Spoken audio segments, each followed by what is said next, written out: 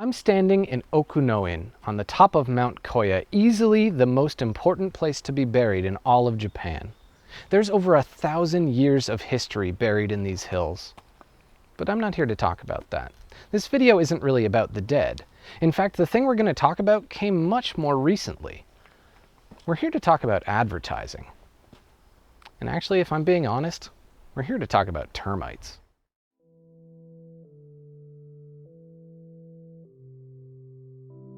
At the turn of the 9th century, a Japanese traveler was returning from a long trip to China. He'd left a disillusioned scholar, but he came back a changed man.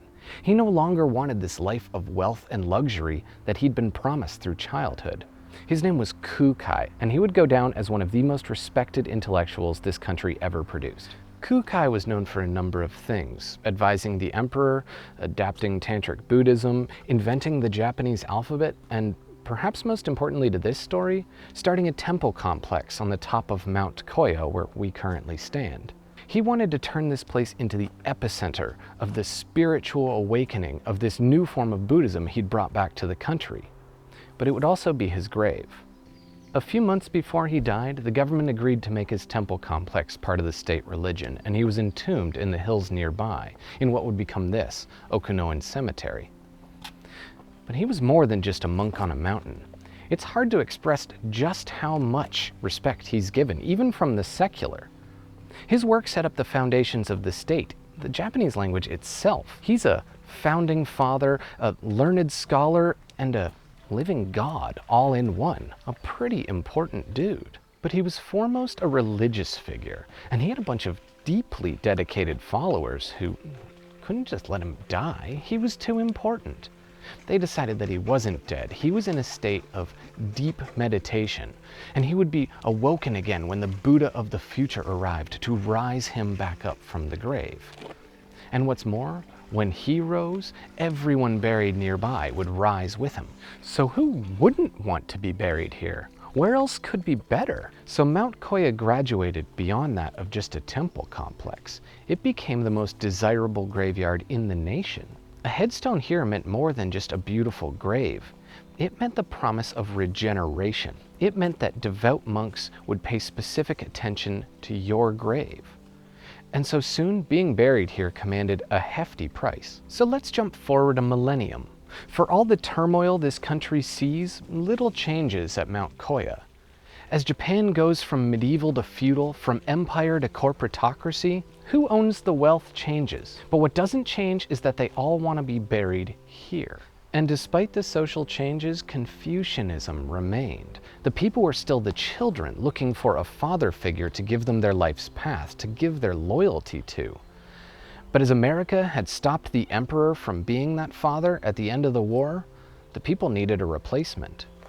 And wary of a state that had brought them into this super destructive war, they weren't immediately ready to just hand the keys over to the nation. But they needed a replacement. And soon, as the Japanese economy started to flourish, the replacement was found in the corporation. The company started to take the place of where this previous Confucian father had once stood. But the corporations in turn were expected to offer filial piety to their children or their employees. So they started to offer lifetime employment, good wages, and a strong retirement package. All you had to do was give them full loyalty. It only made sense that eventually they'd begin to offer the afterlife as well. And so these companies, already somewhat expecting lifetime devotion, begin to buy plots here in Mount Koya. Their expectation is that corporatism can now spread beyond the grave. Although grave really isn't the right term. Nobody's really buried here. They're more monuments. They're dedicated to those employees who gave everything to the company. Some of them even have their names carved into the stone itself. And it started off as genuine.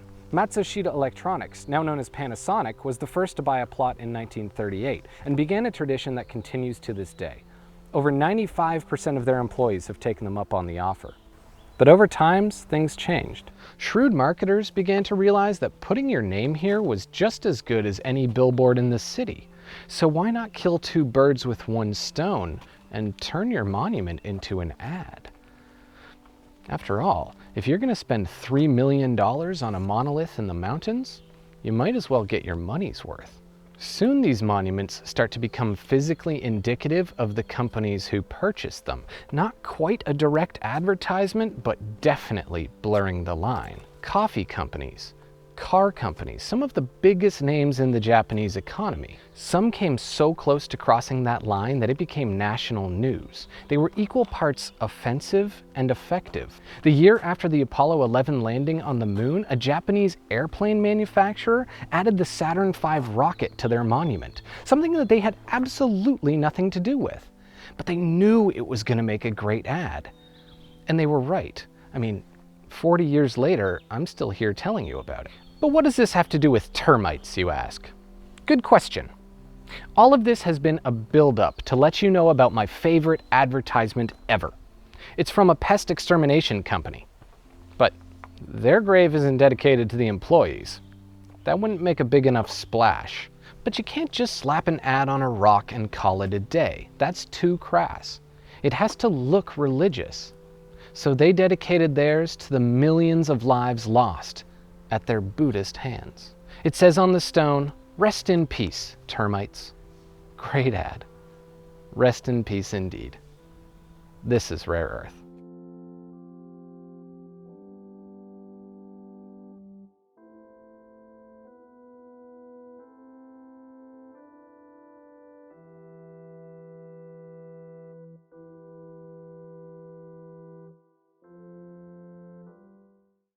Wait, does that mean when Kukai comes back, all the termites come back too? Oh man, some rich people are gonna be pissed.